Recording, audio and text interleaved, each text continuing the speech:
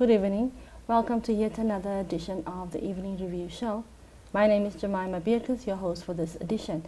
Now, there has been an outcry from men over what they claim the deliberate exclusion of the boy child as the girl child's empowerment is taking center stage.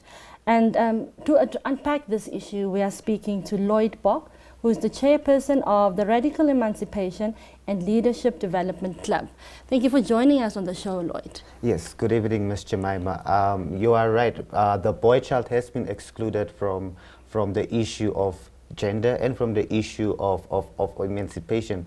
Basically, I am the founder and chairperson of Real DC. We started off actually with the aim to emancipate the boy child and to bring in awareness about the exclusion of the boy child in this crucial topic. We started during the crucial moment of COVID and the struggles that the emotional battles that all of us were facing throughout this time. And throughout the community, we saw a lot of the boy child. There were a lot of suicidal cases, and there were also a lot of violent activity amongst our youth, especially in Kadutura where we live. And this came out of this is where we came together and think what needs to be done. And the main impact was the way we grew up in as a child, as a boy child, and the belief system that we grew up in has changed us, and we needed that atmosphere to basically bring out basically and help find the boy child to find himself basically. Thank you very much. Yeah, as you are saying, there are indeed horror stories about the plight of the boy child who are often left behind because of a lack of targeted interventions.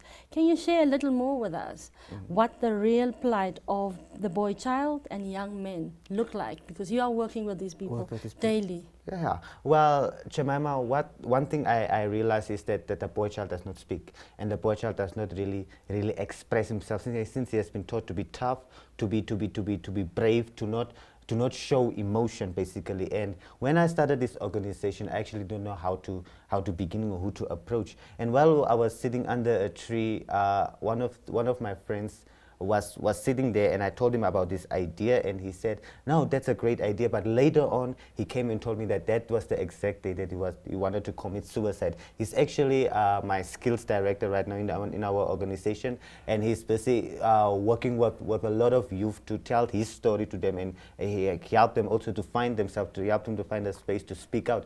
And that was the day that a lot of members in our organization came up. A lot of guys came up with issues of violence with their girlfriends. That's where we actually found out the issue that women also need to be emancipated as well, to be told that now we need to be more sensitive towards the point that they are not really as tough as we look. So basically we are dealing with a lot of cases of the boy child where he's dealing with the issue of anger, and he's also dealing with the issue of hopelessness and the economic battle as well. Many of them have to be fathers, many of them have to face manhood and provide for their family. And looking at the fact that most of us are grade 8 dropouts, grade 9 dropouts, and the economic situation makes it even much more tougher for the boy child to survive and to prove himself basically, because the battle is about competition and proving yourself. And we need to narrow this down to the humanity level and think that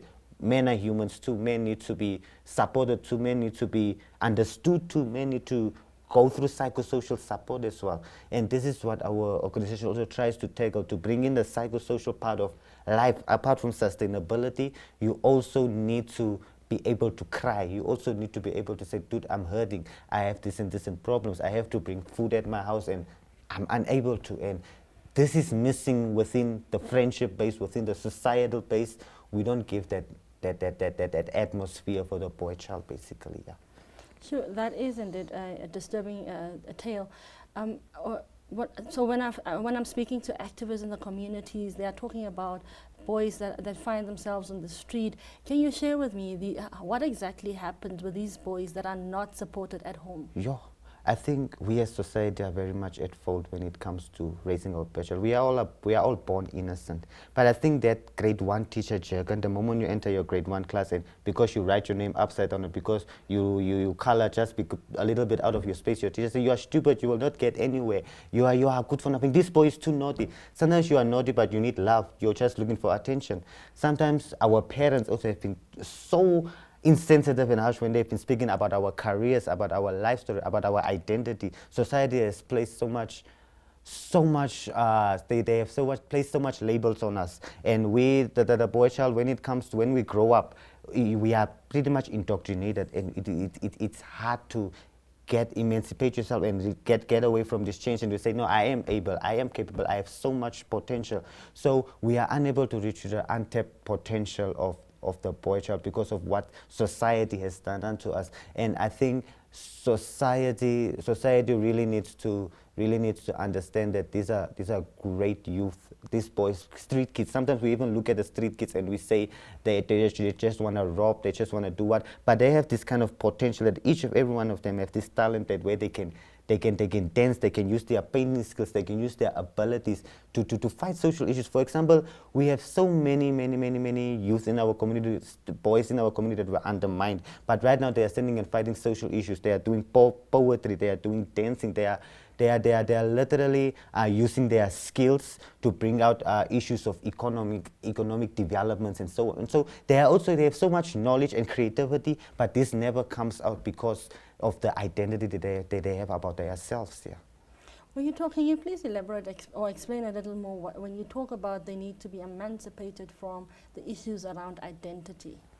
Well, let me say, Jemima, when I ask a normal boy child in the street, who am I? Who are you? That child is unable to answer. That child will say, I'm a stealer, I'm a robber. He will affiliate his identity to the thing he does, to the thing that he was most accustomed to, you know. And he is unable to move out of the space where he says, I am a pioneer, I am a writer, I am a poet, I am an artist, I am a child of God, for example. We don't get to that point, and that is because people don't tell that to us. Our parents don't even come to the point where you come home from wherever you are, just sometimes to tell you, you are a star, you know. It plays a lot. Sometimes it is not the university degree, but sometimes it's the little things we say and do that makes a difference in our lives, you know. So we are there with screwed identity, basically, not unable to realize that sometimes if I go out and I can make money out of selling ice, or I can make money out of the talent that I have, not to go look for a 9-to-5 job. Maybe I have to. Sometimes I just feel like I have to finish my grade 12 degree, get my CV, to get a job. Maybe there is another avenue, and maybe we have told this child that it is the end of the road for you. Well, it is not the end of the road. Yeah. I think this is obviously a very serious issue, and like you've said, they are street kids. And I don't think many people understand just exactly what it looks like for the boy child to be excluded. Can you just lift the veil on what happens on the street to these boy children? What happens to what are the stories that they come to tell you when they reach out to you? Well, the stories that they mostly come up with, the story of neglect, the story of violence, the story of the abuse that they face from society as well. And this makes them feel like they have to come up with a protective barrier. They have to come up with a weapon to defend themselves, because they feel vulnerable. Most of the time we feel these are strong people, but most of the time they are scared, and they feel lonely, and they feel so alone that if you just bring them to the space, they will just cry out loud and say, help me. They are screaming for help, literally screaming for help, but they just don't know how to get there, because we think we have a different view of them, yet they are just in a position where they feel like, I can't move any other way, I can't navigate outside of this box that I am in, and I just have to maintain this character so that I can survive. It's more of like a survival system for them. That's what they say. When I have to survive so that I can get by the daily bread or the weed that I have to smoke or so on. So it is like a survival mechanism for most of the street kids, and they mainly have to deal with relationship issues, which they are not comfortable talking about as well, because we don't give them enough support, basically. And I think if we can if we can create that type of environment where they can come and feel comfortable, I think we are going to get the best out of them. In this country will see another wave of pioneers and entrepreneurs and creative artists that are going to come out of the street kids, because they have beautiful characters that are just really broken. Okay. You are also dealing with orphans and vulnerable children. Mm-hmm. And how serious is the issue of child-headed households in Windhoek in particular? Your child-headed households, I think it is so prevalent in our society, and they are it is becoming very toxic as well. Society is also hurting, because we are facing issues of, later on we are facing issues of child trafficking. There's also issue of sex working that takes place. We are literally seeing girls that are 13, 14 that are ending up to stand at street corners just so that they can be able to feed their families or to support their families.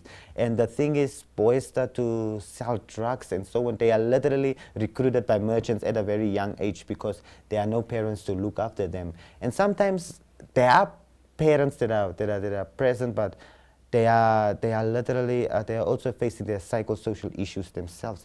And I think we have not supported our parents enough. There has not been enough emphasis on the type of help that our parents need to survive in this tough situation. And our parents are not able to become flexible enough to take care of their children, because they're also coming up from an apartheid era where they've also faced abuse from the system, and they also have to work 9 to 5 and have to deal with multi-sectoral issues, and they are also not well equipped to deal with the new challenges that our kids are coming up with.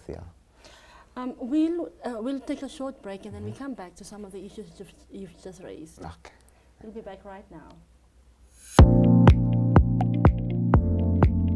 Newsprint Namibia is a web offset printing operation that specializes in the printing of newspapers and commercial inserts. We are the leaders in our industry, with the highest quality print work and the shortest turnaround time from computer to print and delivery anywhere in the country daily.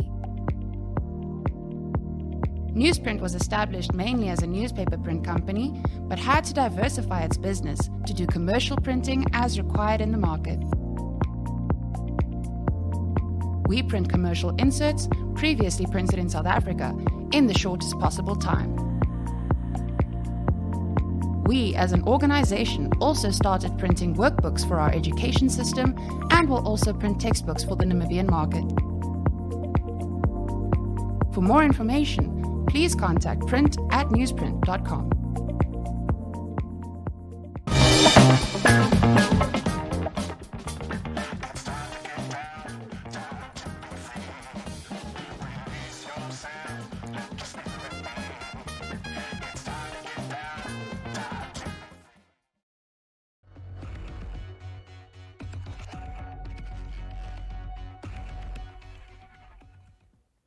Welcome back. Now, before we went on a break, we are talking to Lloyd Bock. He is the chairperson of Radical Emancipation and Leadership Development Club. We are talking to Lloyd about the issue of the neglect of the boy child that has been allegedly left behind, and he's sharing some serious issues with us. Now, Lloyd, before we went on a break, we talked about the issues around, or the dangers around child-headed households, and you talked about how young girls and boys end up having to indulge in sex work to sustain a family, and also trafficking. Can you share a little more about that, just to give us a full understanding of exactly how serious this issue is?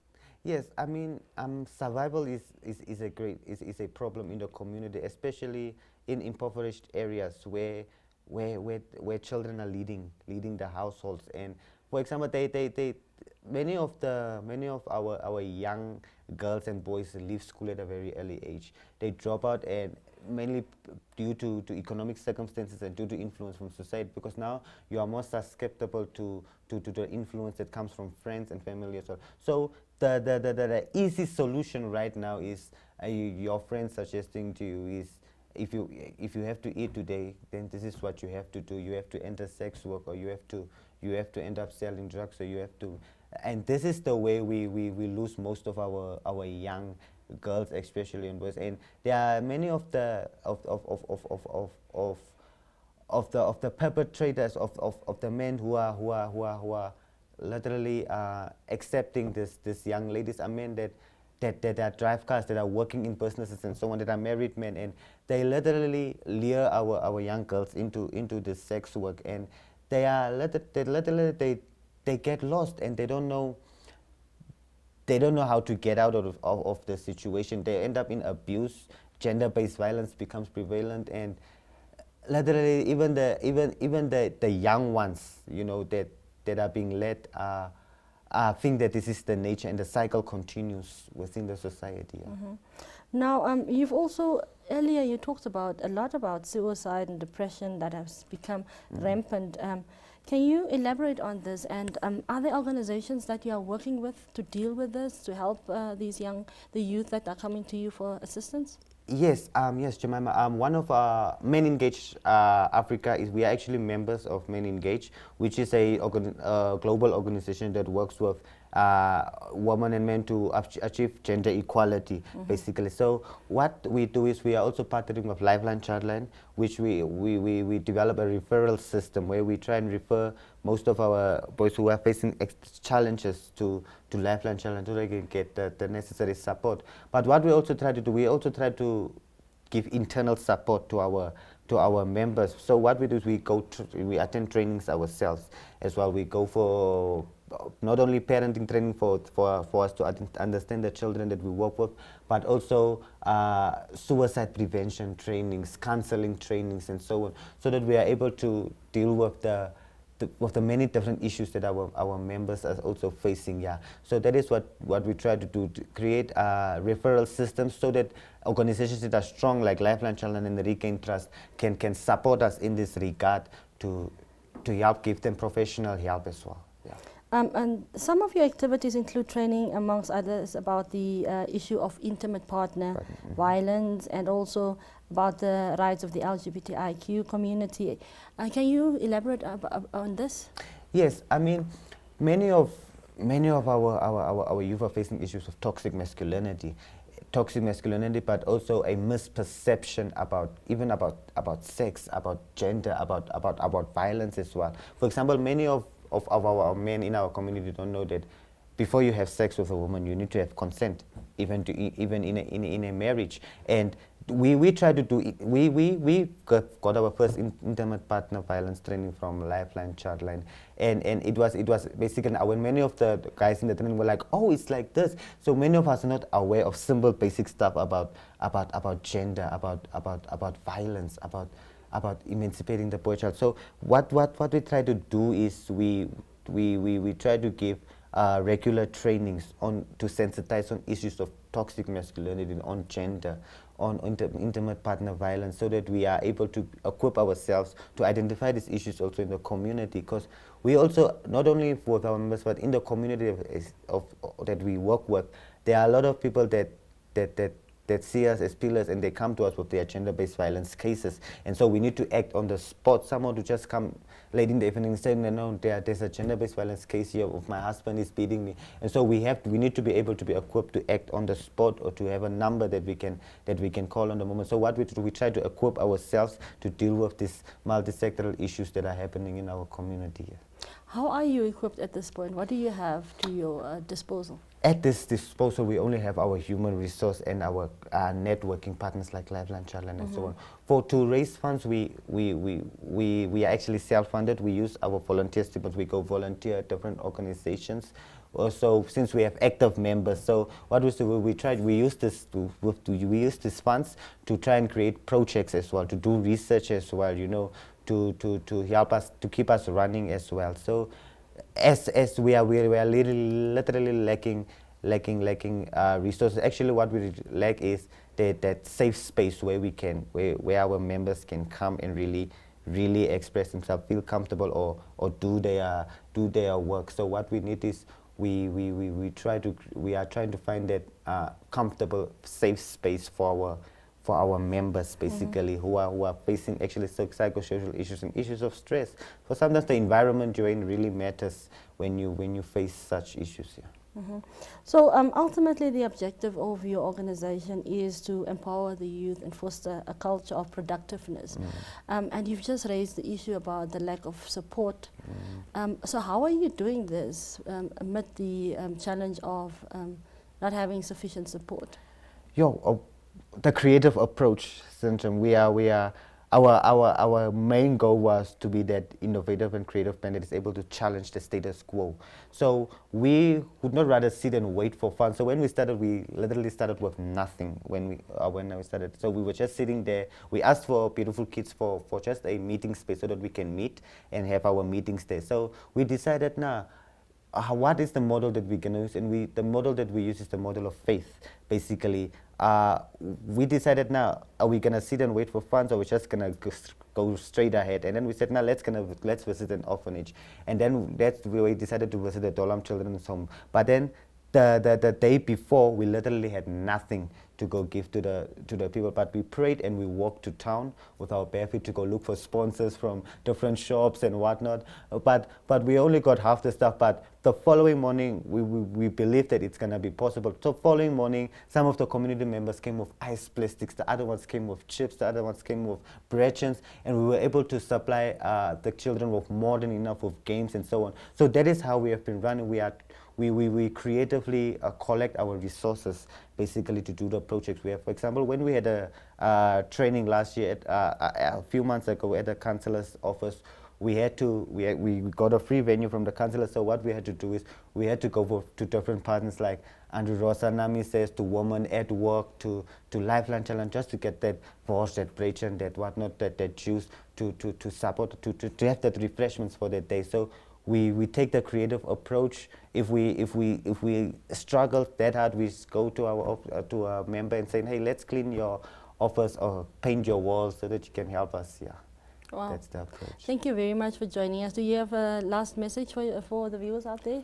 Yeah, for the viewers, I would just like to say, let's not limit our youth or trap them in a dogma to allow them to live someone else's life. Let us be ourselves. Let them be themselves and untap their true potential, because our youth, we have great potential, we have great abilities, but they say the greatest cemetery in the greatest, wealthiest place in the world is the cemetery. And that is because there is a lot of untapped potential, a lot of creativity that was buried there without being unleashed. So we have to unleash our potential, use them, and we have to allow our youth to do that. Yeah.